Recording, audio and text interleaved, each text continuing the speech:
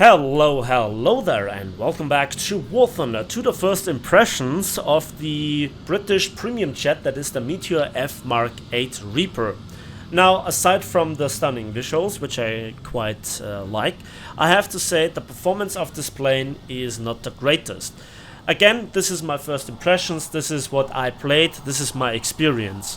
As an 8.0 plane, we have to discuss the matchmaker, we discuss the flight performance, and then we also discuss the armament. And in particular, the armament is quite frustrating. Now, I play this plane here in Air RB, where I think jets belong, and where you then have a good comparison to other jets. In tanked RB, it is always tricky to then get into the jet in the first place, and then one radar SBA is always there to ruin my day, so I never have free reign on enemy tanks to see what the plane is actually capable of. But one after the other. So what is this like? Top speed 962 kilometers per hour at sea level, and maximum altitude is listed with 12,500 meters. It is more like a turn fighter overall, but it doesn't have the highest acceleration nor the highest top speed, and the energy retention is not the greatest, and when you're turning you bleed a lot of speed off, and then you're even more at the mercy of enemy boom and zoomers, which make the majority of used planes at this battle rating below and above.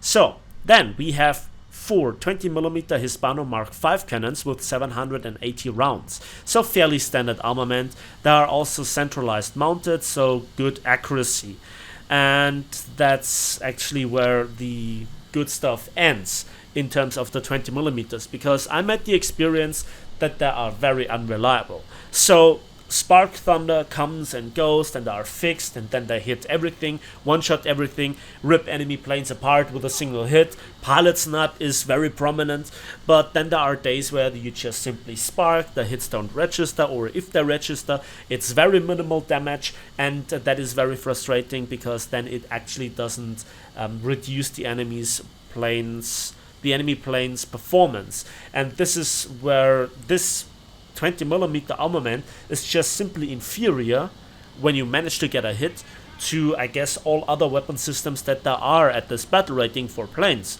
So the Russians with the 37 and 23mm, they do damage. You see that they do damage.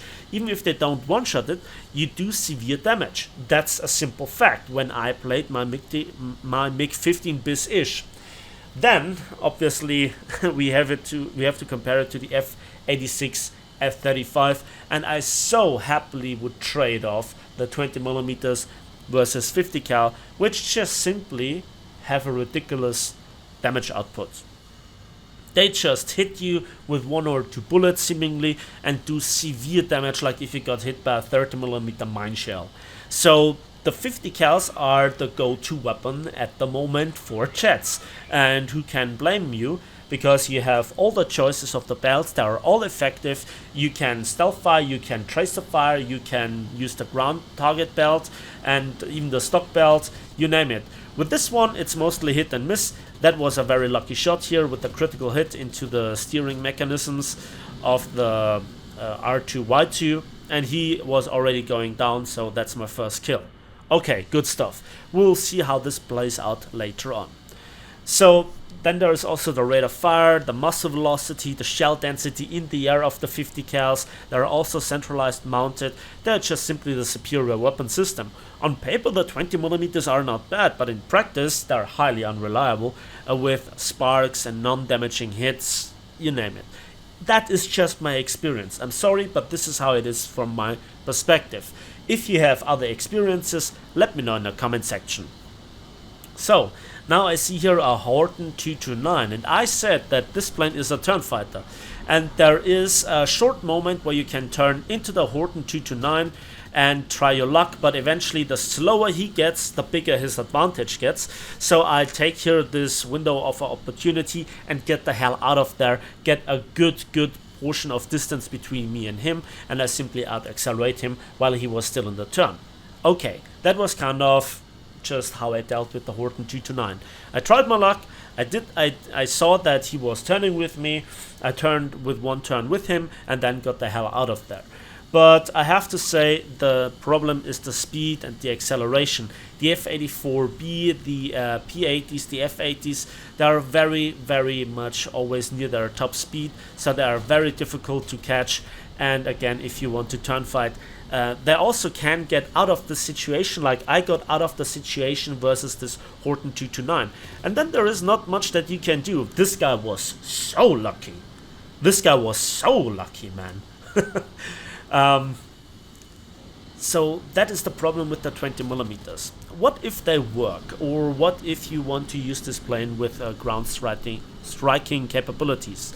Well, first of all, you have still a decent cast potential aside from your 20mm.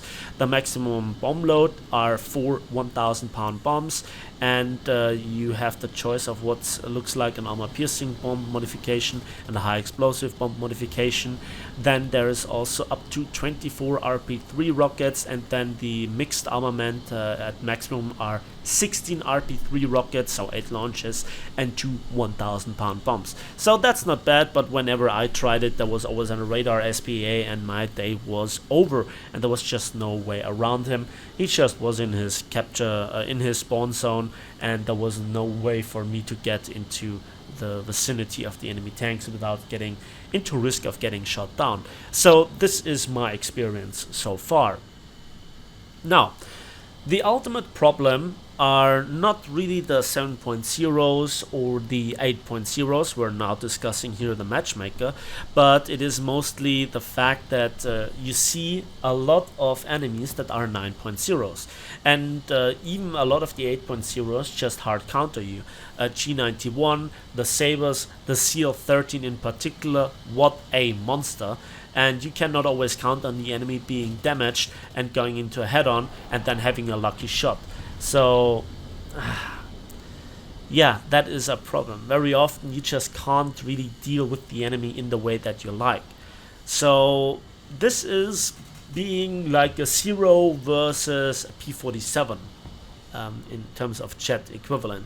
You're just way too slow. And all the good aspects of being more maneuverable and having cannons versus pure machine guns is just a comparison that is not fair, that just lacks. And at higher speeds also this plane doesn't really feel that comfortable.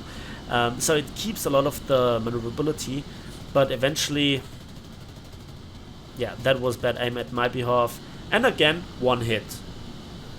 Does he look like he's damaged? No, there is nothing that he actually suffered from at this point. And then he rolls and negative G maneuver. Yeah, all my maneuverability is worth so much. Now he ripped the flap, and there we got a critical strike, but he's still flying. His rudder is now out, and I'm out of ammunition. So with 50 cals, I would have also have an overall longer fire duration. Was it bad aim? Was it just simply me being a bad pilot? Well, kind of. It was not the perfect aim, but this is not a plane that an experienced player gets, because an experienced player, a long-term jet player, chooses other planes, chooses other nations. So this is for more or less new players, and this is how it mostly ends, yeah? So there is that. As a first summary or first verdict, I would say that this plane is surprisingly noob friendly, since it is still more or less a turn fighter. But how much you can do with a turn fighter, that is questionable in a boom and zoom meta, in the meta of where jets try to reach for the sound barrier, where jets are just having more acceleration, they climb faster, and there are also no slouches in turning either. And especially versus the 9.0, the performance gap is just immense. And then I think the other 9.0 premiums are a better pick, since they are just simply more solid, and their performance difference to the supersonic jets is not so severe. Now, let me know in the comment section your experiences. Let me know what you think about those jets. If you agree, disagree, what are your experiences, how would you play them, and what are your secrets? Have you tried them out excessively in Tank RB or in any other modes, in arcade even? Let me know, because I actually don't really see this the point of this vehicle. So that's it from me today. Thanks for watching, thanks for listening. Please give this video a like if you did, subscribe if you want to see more, and we'll see each other on the waves, on the battlefields, and in the skies of War Thunder.